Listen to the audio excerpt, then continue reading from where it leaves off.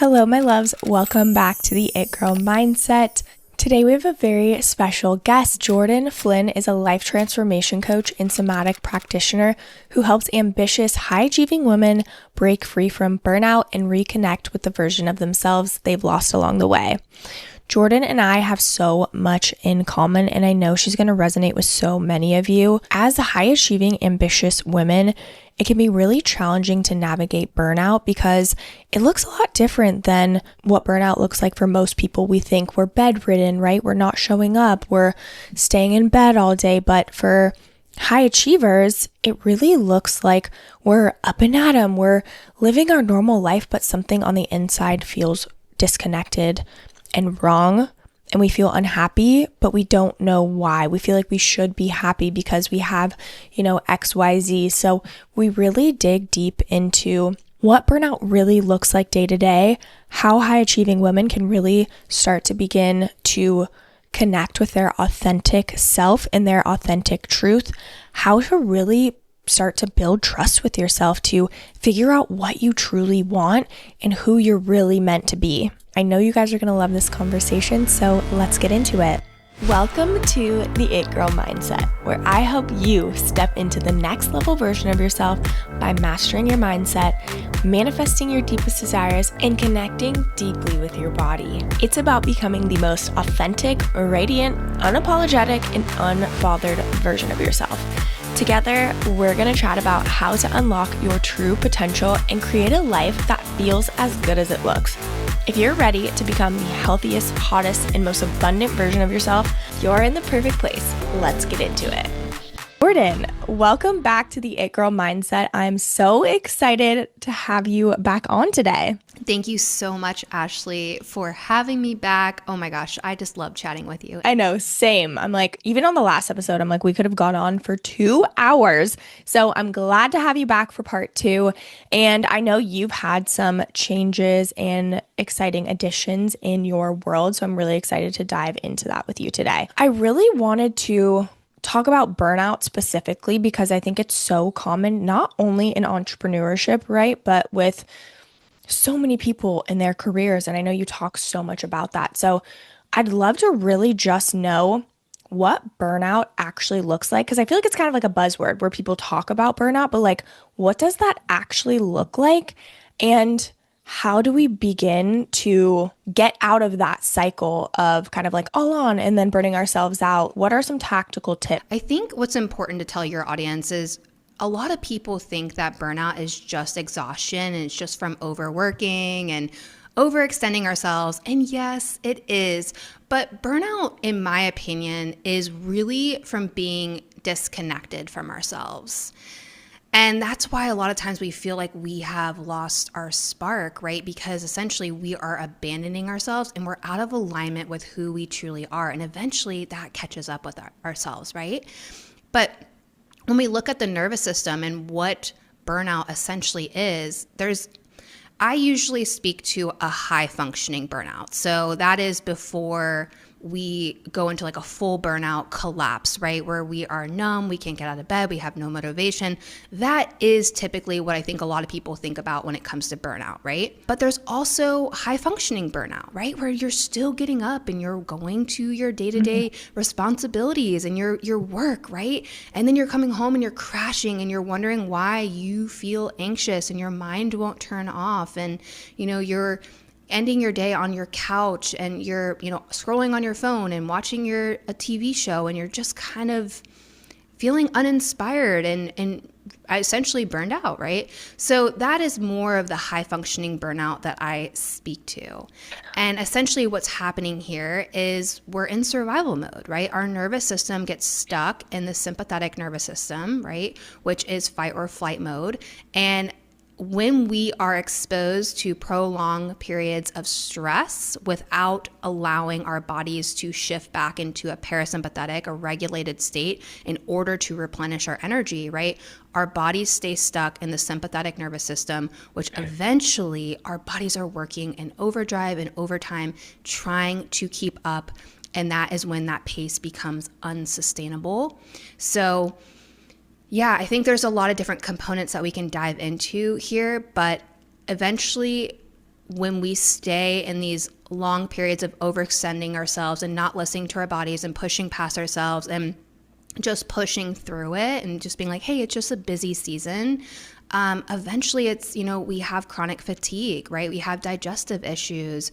We don't sleep well, right? Our sleep cycles are affected. And it's important to understand that there's two reasons, right? Our nervous system is activated. One is because there's actual danger, but the most common reason is that there is perceived danger. And that is 99% of the time why our nervous systems are activated, because our body believes that there's danger around us. And that is why we get stuck in the sympathetic nervous system, because our bodies don't feel safe shutting down. And I loved how you mentioned the high functioning burnout, because so many of the women that listen to this show, and even myself included, we're high achievers, we're ambitious, we have all these big goals, and we can really gaslight and question ourselves. Well, if I'm so burnt out, why am I continuing to show up? There could be part of you that feels, tired, but how does somebody really know whether that's true burnout or if they're really just feeling exhausted or tired? I know you mentioned out of alignment, and so I'd love for you to maybe talk about it in that way.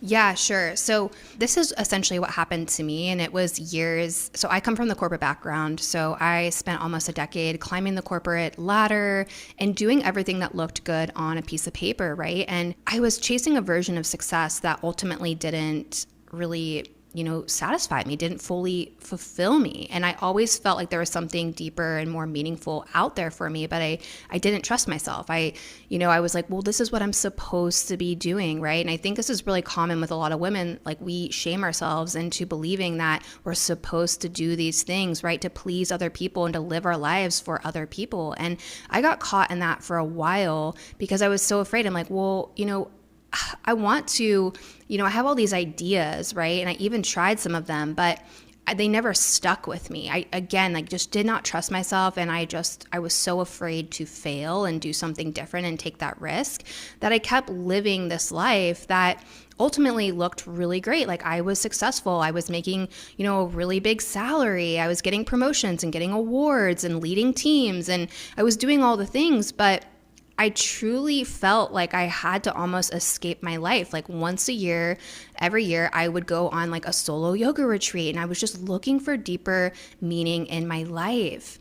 And I've always been somebody who has been completely obsessed with personal development and growth. And, but I think I got lost in that for a while. I was looking for answers outside of myself, right? In more books and more podcasts, on more retreats. And really, when everything I was looking for was within me at any given moment, I just had to slow down long enough to really tune in and ask the deeper, more meaningful questions, like, who am I outside of my career? Like, what actually excites me? What actually lights me up?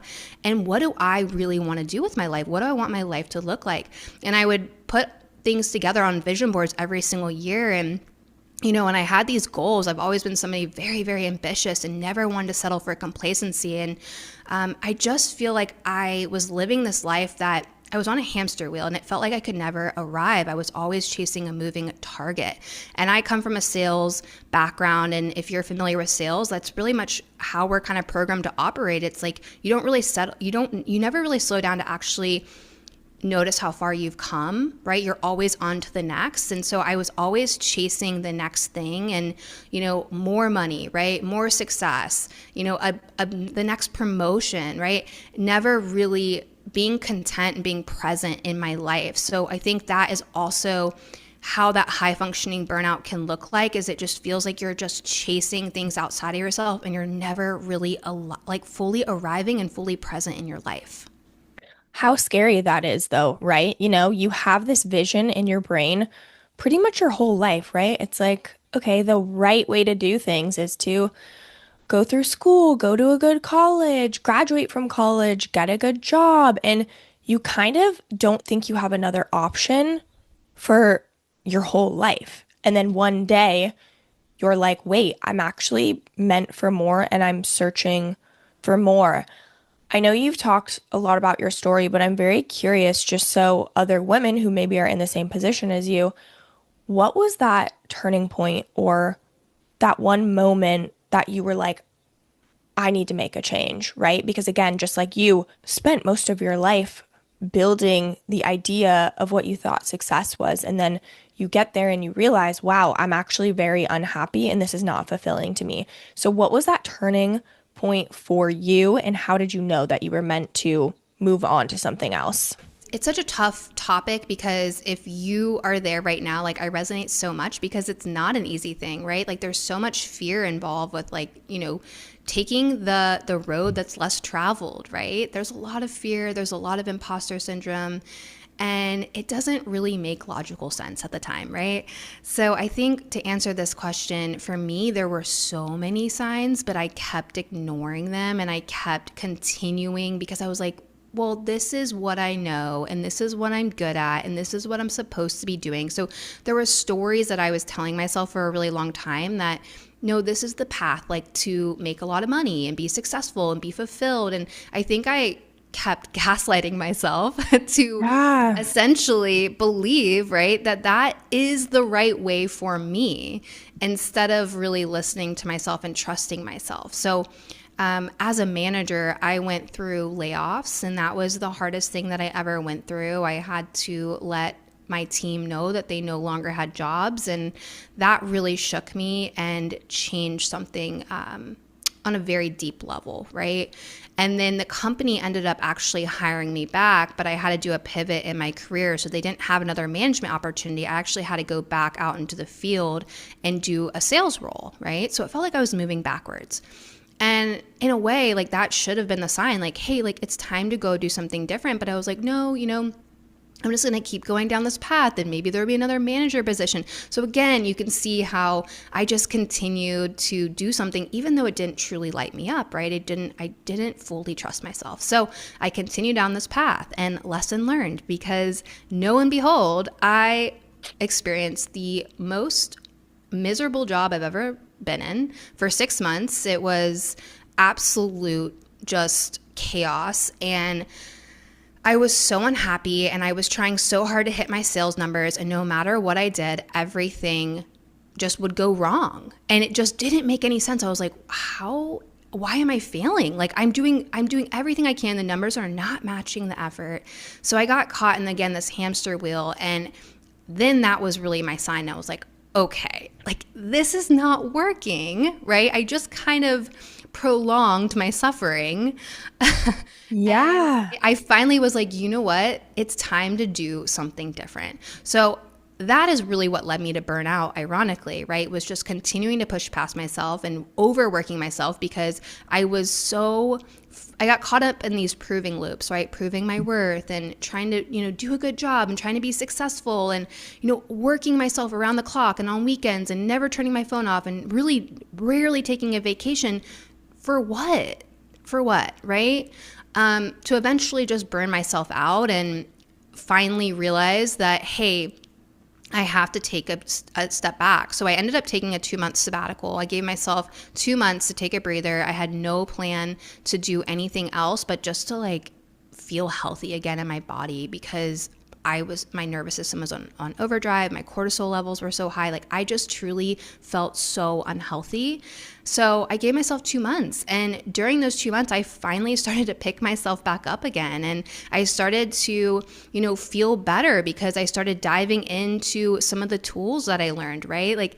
And it just brought me down this beautiful path of self-discovery and really choosing myself again and allowing myself to really just step into the unknown and not have it all figured out for the first time.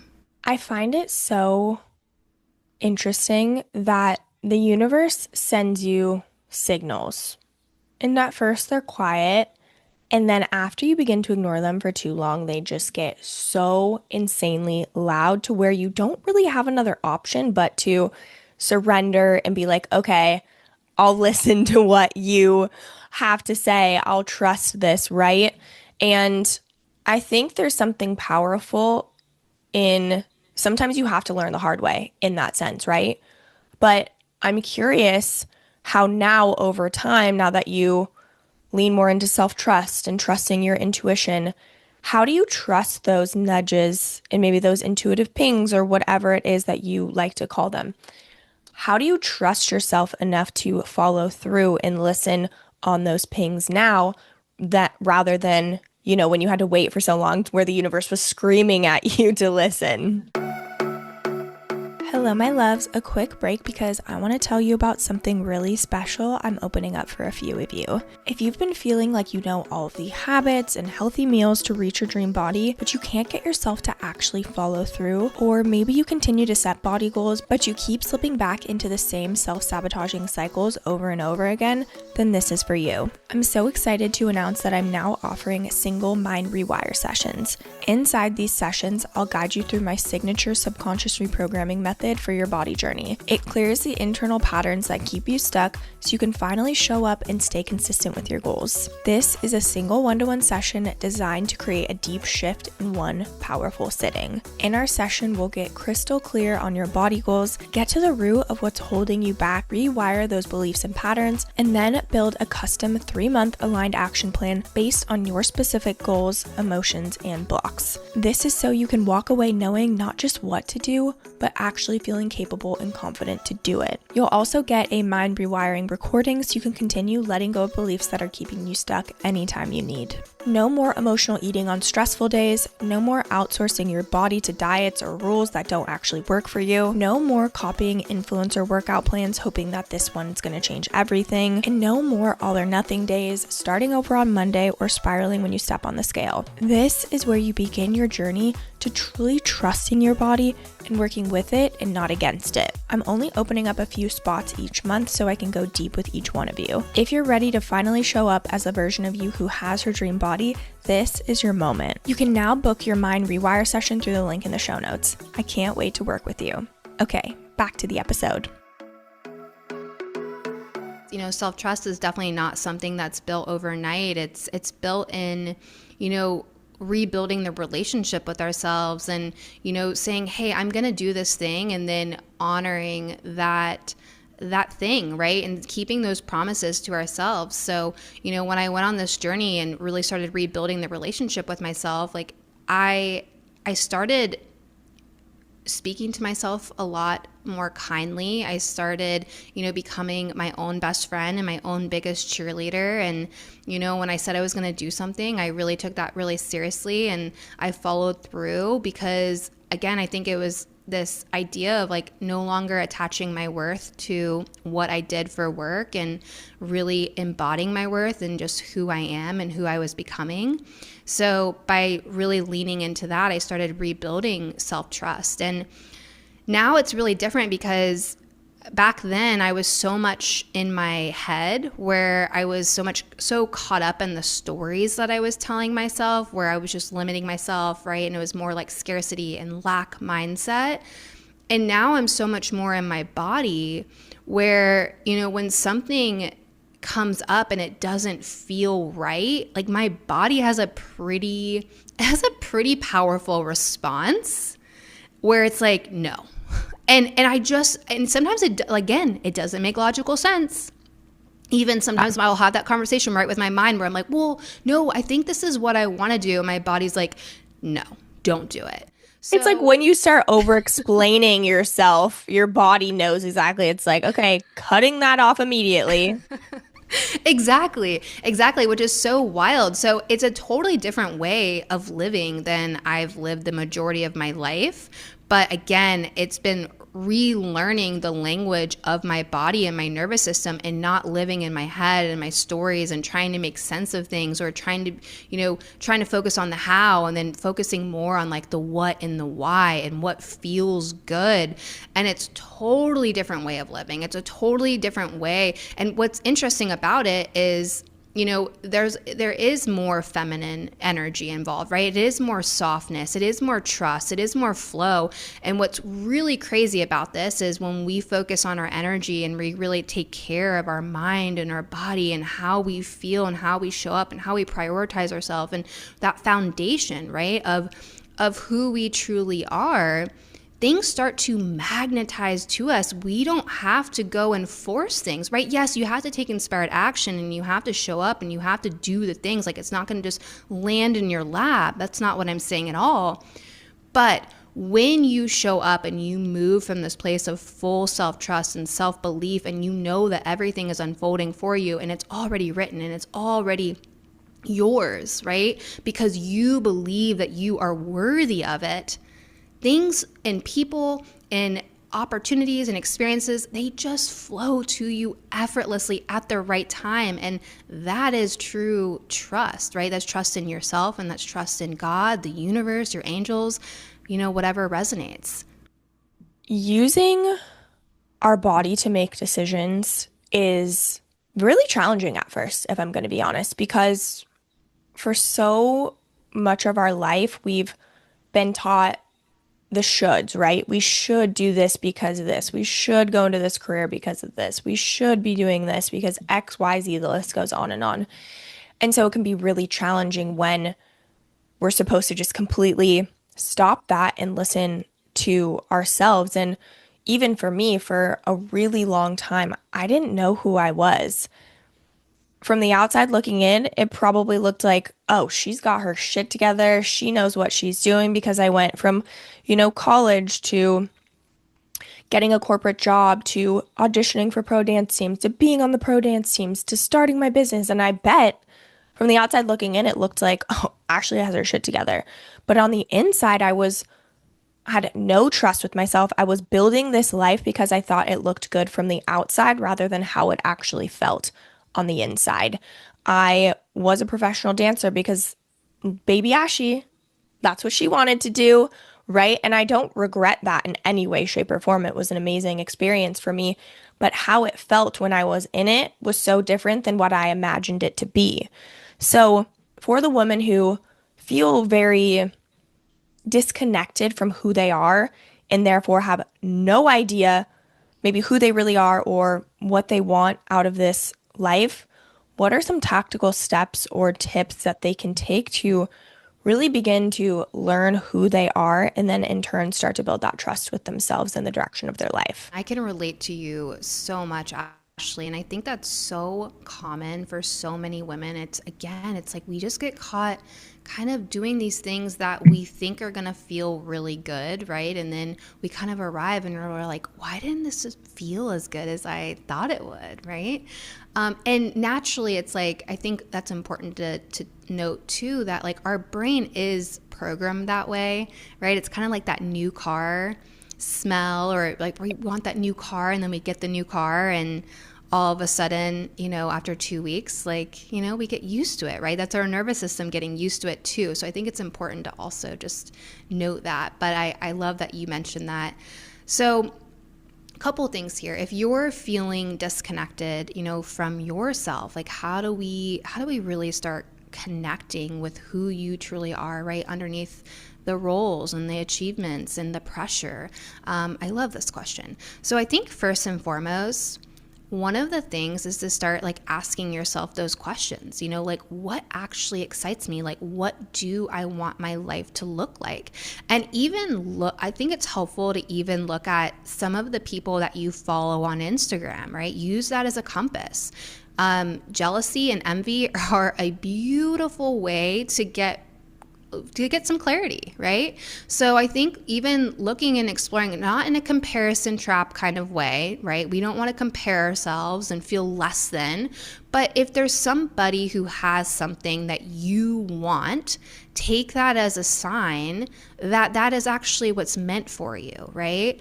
And I think looking to other people is actually such a great way to kind of get clear on some of the things and what we want in life, because it's all just a mirror, right? If somebody shows you, like if you're like, wow, I really admire this person and their traits and the way that they speak or what they're doing, that means that what they have is also within you. So I think that is a beautiful place to start. I love a journaling practice. I love, to just start really getting to know yourself, giving yourself a safe space. allowing yourself to say the things that you want to say without judgment, getting really familiar with your mind and allowing yourself to really process your emotions and how you're truly feeling, getting it on paper, getting it out of your mind. Visualization is a beautiful tool as well. Just maybe sit with yourself and really think about your next level life, like your next level self. Like, who is she? How does she dress? What is her energy like? And just see kind of what comes up and see if you can paint that picture.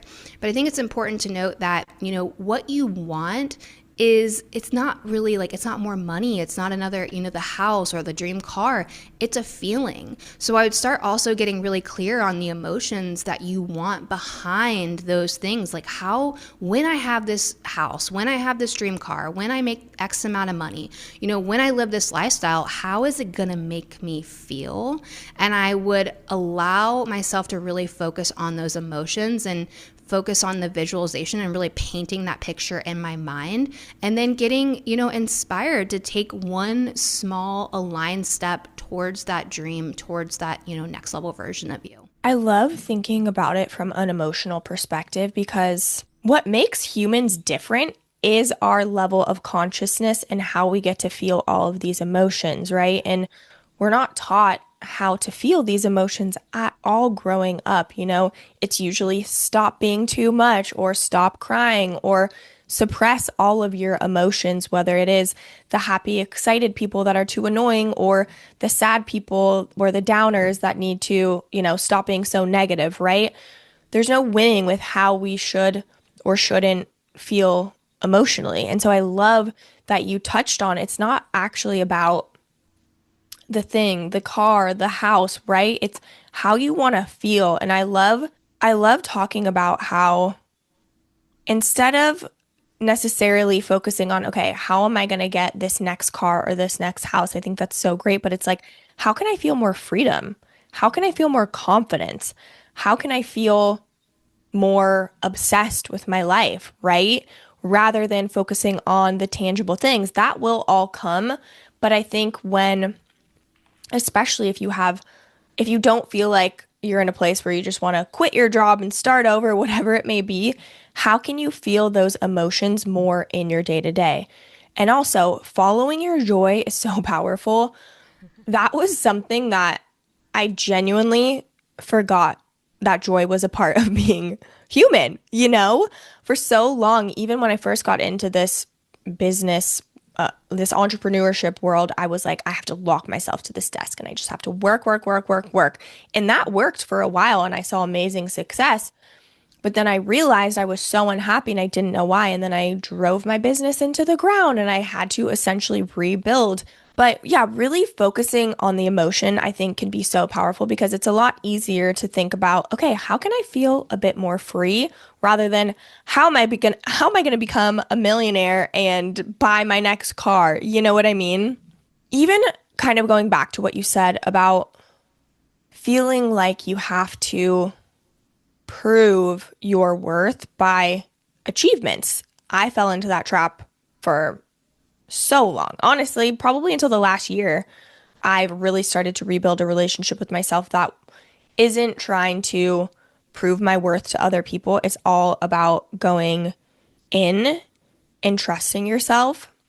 How do we break free from that cycle of feeling like we need to prove our worth or prove that we're productive all the time, rather than just being confident and feeling worthy of who we truly are without any of those external circumstances? There's so many layers to this one, and it's a deep one, but honestly, somatic healing has changed my life, because to your point, Ashley, so many of us are taught from a very young age to suppress our emotions, right? And to not feel how we're really feeling, and to look to other people, right? And based on if they're happy, then we're doing a good job, right? Or if they're not happy, then we make it mean something about us. And that's where that shame and that guilt comes in.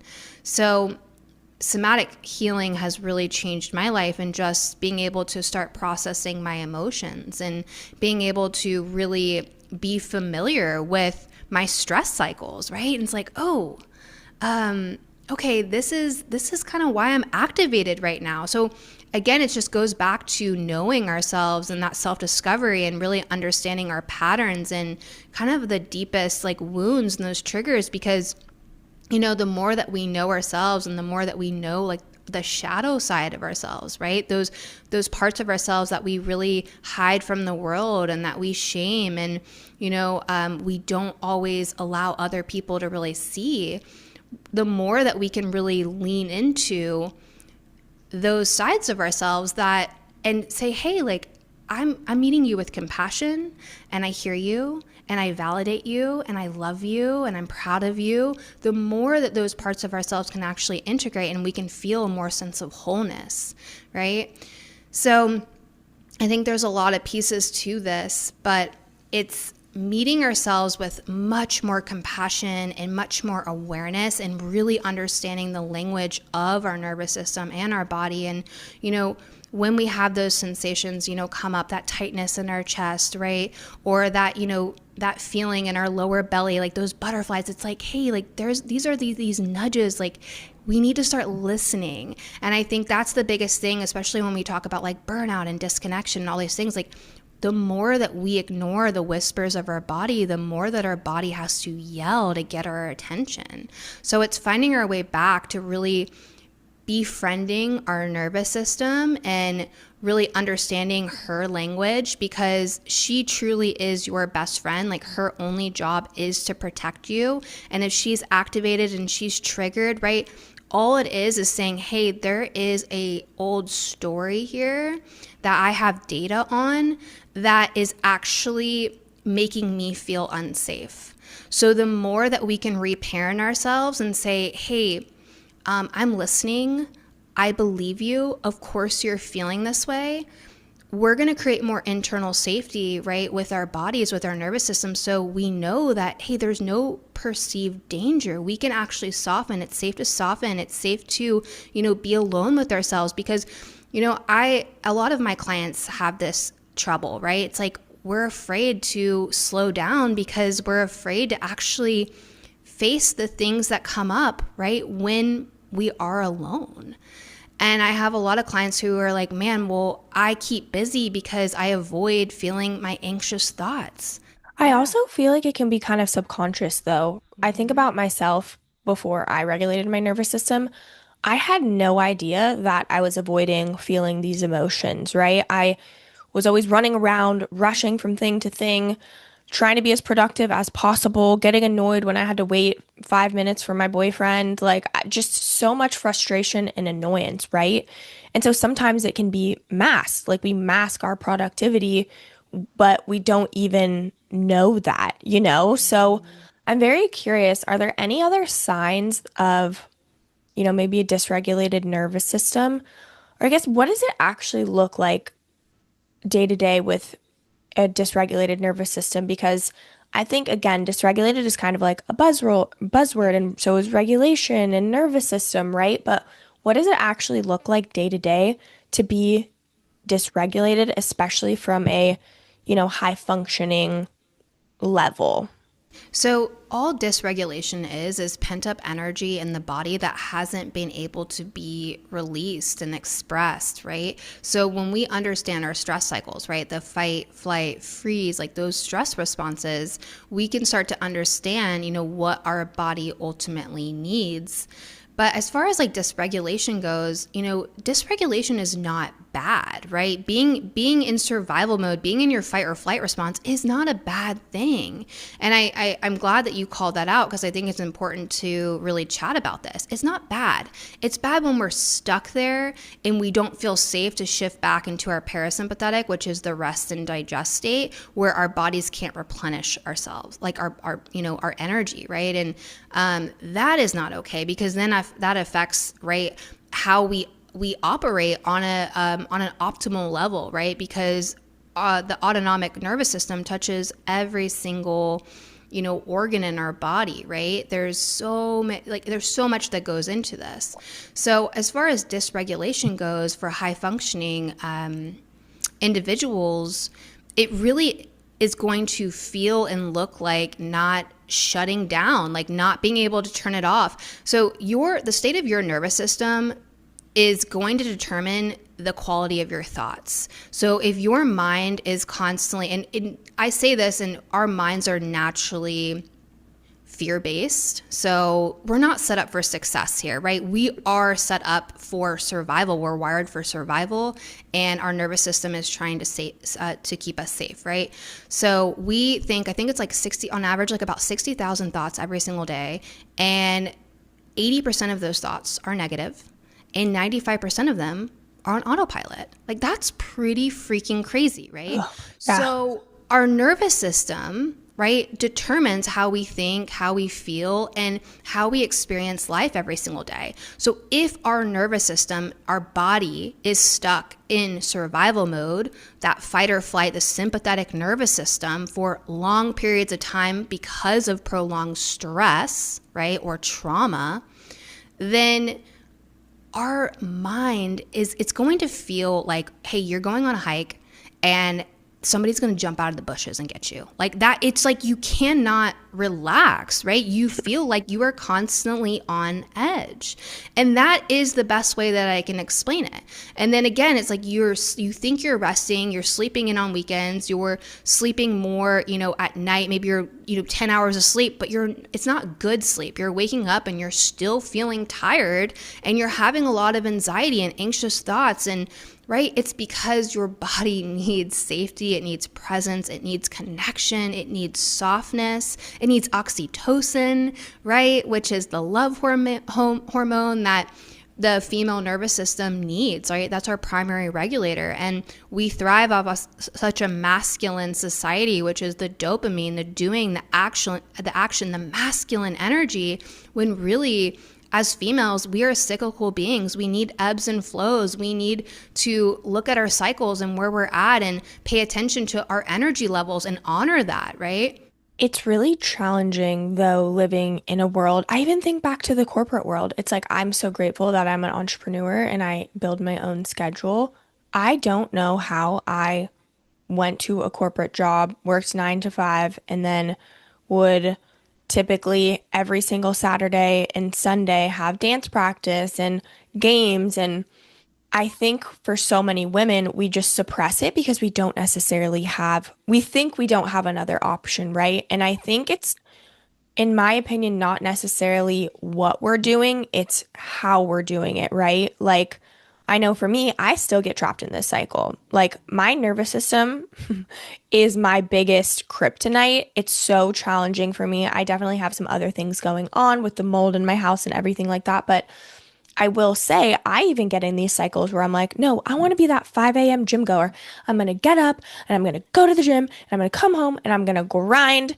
And then I do that for about a week. And then I'm so exhausted and feel like I need 2 weeks to catch up on the sleep that I've lost, or maybe not even sleep that I've lost. Like I have slept, maybe 8 hours, but the quality in which I'm actually sleeping is causing me to wake up and still be tired. And I think that's so interesting too, because I've worked with so many women where they're like, yeah, I sleep 8 hours, but I'm so insanely tired. And the nervous system was always the missing piece of that. So if someone is like, okay, I work a 9 to 5, I have to commute, I've got kids, I've got all of these things, how do those people that are so busy start to regulate their nervous system and bring safety to their bodies if they don't necessarily, maybe have the flexibility of, being an entrepreneur and making your own schedule and stuff like that? The parasympathetic nervous system, so shifting into a regulated state, right, is just, it's showing our body safety, and there's a lot of different ways that we can do that. Finding a way to do things more slower and more intentional is a beautiful place to start. I want you to think about how many times you do things where it feels like you're being chased or you're treating it like an emergency. That is a very common way to activate our stress responses and feel like we are in survival mode, right? Our body thinks that there's danger. So we are rushing through very simple tasks instead of being present and in the moment. So finding a way to slow down and do things more intentional. A beautiful way that we can come back to the present moment is putting your hand on your heart, taking a deep belly breath in through your nose, out through your mouth, allowing the exhale to be longer than the inhale, right? You can actually also take breaks, even if like you're in your car and you're a lunch break or whatever it is, and you're just like, I need a moment, I'm feeling anxious. Use your eyes. Your eyes are a beautiful tool for you to signal to your body that you're safe. So you can start scanning your environment and looking and just look at like the corners of the room that you're in, or look behind you, look up, and just slowly take your eyes around your surroundings. That is going to allow your body to take in information, and your body's going to be like, oh wow, there's no perceived danger. Like I can settle down, I can soften, right? So, and as always, like taking a few deep belly breaths. The other thing too is just validating your experience, right? Because a lot of times we've talked about this a little bit, but it's like we gaslight ourselves. So we have these emotions or these things come up, and a lot of the time what we do is we start judging ourselves and shaming ourselves, right? And we're like, why am I feeling this way? Why can't I get over this? Oh my gosh, this happened so long ago, right? No, put your hand on your heart, take a deep breath and say, of course you're feeling this way. Of course you're feeling stressed out. Of course you're feeling anxious, right? I believe you. I'm listening. And it's okay to feel this way, because now you're signaling to your body that what you're feeling is actually valid. And I will tell you, if you do this to other people, this is a beautiful practice to communicate with other people too, because a lot of times, what do? Think about it. We tell other people, we're like, oh, you should do this. And then our conscious mind rejects it. We're just like, no, no, I'm not going to listen to you. Don't tell me what to do, right? We do that to ourselves. But if we start changing the way that we lead ourselves and changing the way we speak to ourselves, and we're like, you know what? Of course you're feeling this way. I hear you. I believe you. I'm listening to you. Now we are telling our bodies that it's okay to soften and that we're not doing anything wrong. Compassion is very underrated. I think it can kind of feel like this cheesy buzzword, like give yourself grace and compassion, right? But when you actually start to treat and talk to yourself in that way, it's so comforting. Even we did a session together and we really talked about just giving yourself compassion. And even I think this is a common theme that I'm hearing from multiple places, like don't gaslight yourself, like give yourself compassion with what you're going through. And sometimes it can feel really hard. Another thing I wanted to mention too is, again, I think a lot of people say I don't have time to, regulate my nervous system. I don't have time to bring safety to my body, whatever it may be.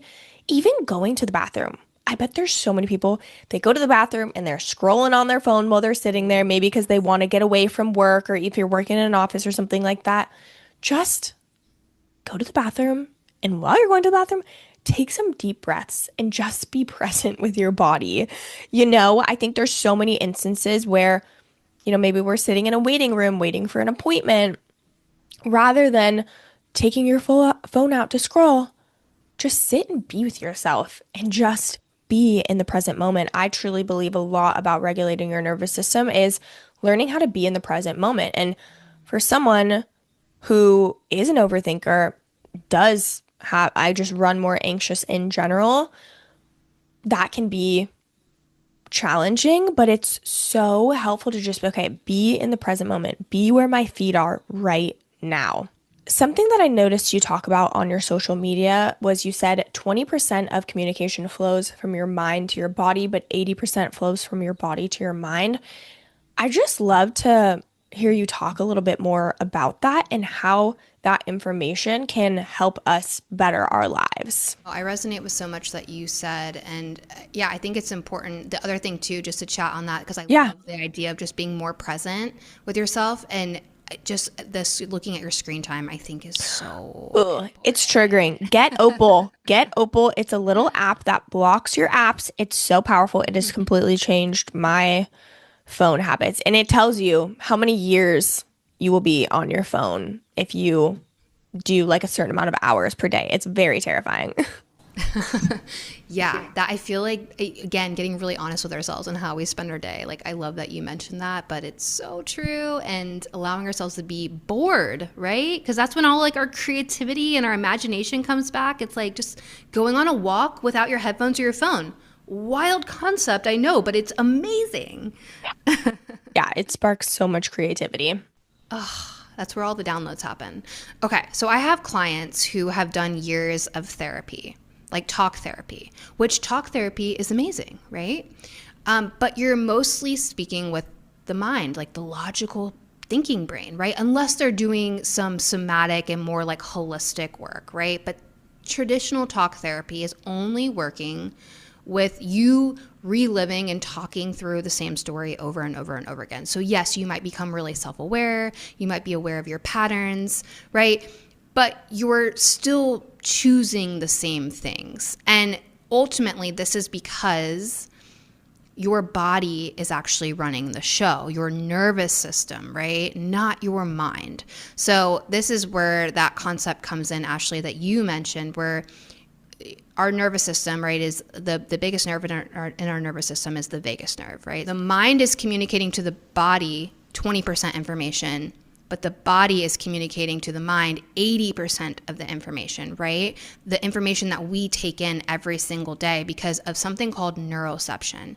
So it's our built-in bodyguard with our nervous system, right? So our body is constantly scanning what's happening on the inside and what's happening on the outside.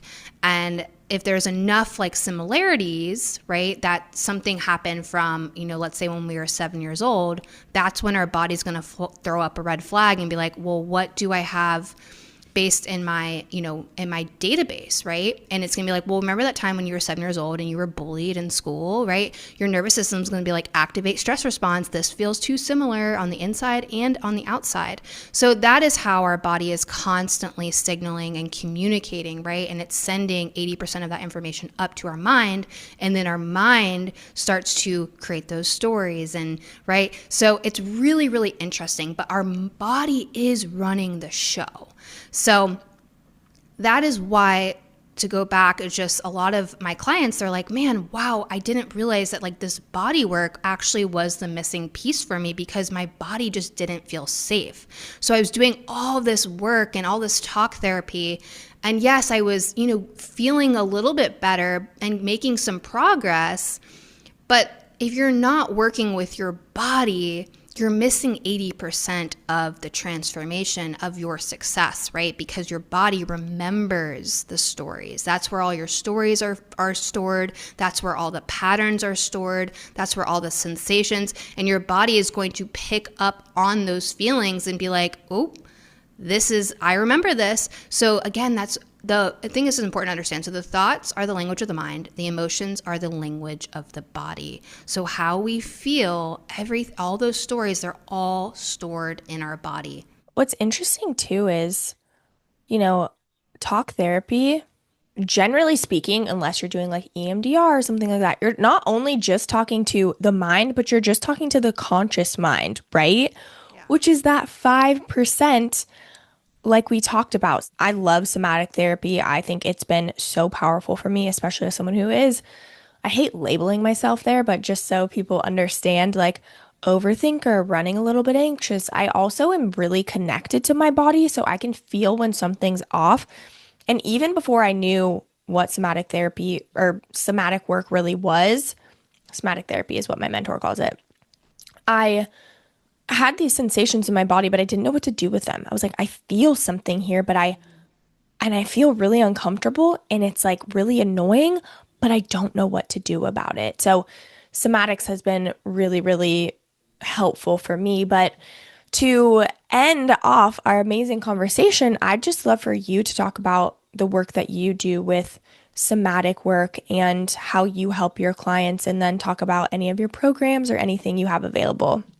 Oh, thank you so much. Yeah, no, I love this. And I feel like we have just touched on so much, and this has been a really fun conversation. But yeah, just to continue kind of what we were chatting about. So, mindset work is amazing, right? But if your body's not on board, your body's not going to feel safe to hold what you're calling in, right? So I don't just work with the body. I don't just work with the mind. I work with the mind and the body. So I have a holistic approach where I really work with my clients to start regulating their body and feeling safe, slowing down, feeling safe, resting, feeling safe, receiving, right? Feeling safe in their body so that they can really allow the mindset work to integrate.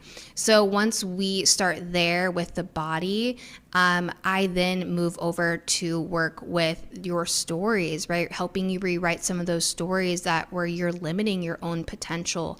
So we work also with the subconscious mind, which is where, 95% of your identities, your stories, your limiting beliefs, all of that lives as well. And we look at your emotions and anything that feels really heavy, where we can start to release that from the body. So you walk away feeling lighter in your body, clearer in your mind, and more rooted in who you truly are and really confident in yourself. I use a lot of EFT as well because I really help you get clear on the identity and who you're stepping into and who you want to embody, right? That next level version of you, and align your energy, your beliefs, and your thoughts to really support you in stepping into your next evolution. So as far as where you can find me, please come connect with me on Instagram. I would love for you to come say hi. You can follow me over at the Jordan Flynn on Instagram. And then you can also find me on my website at www.thejordanflynn.com. Yay! And all of the links will be down in the description below. But Jordan, thank you so much for joining me.